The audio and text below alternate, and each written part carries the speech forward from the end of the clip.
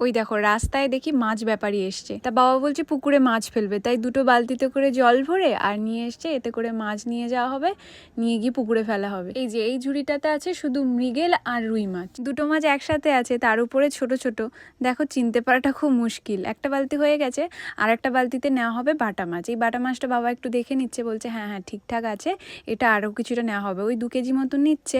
আর ওটা নেওয়া হয়েছিল হচ্ছে ওই 3 কেজি মতো, মোট 5 কেজি মাছ ছাড়া হবে আজকে।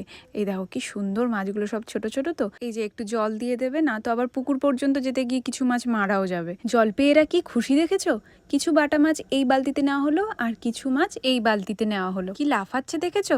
চলো এবার নিয়ে গিয়ে পুকুরে ফেলি। এই যে মাছ পুকুরে নিয়ে চলে এসেছি, এবারে বাবা ছাড়বে। কি সুন্দর লাগছে দেখো, মনে হচ্ছে যেন মাছের সঙ্গে জলের এক আত্মিক সম্পর্ক।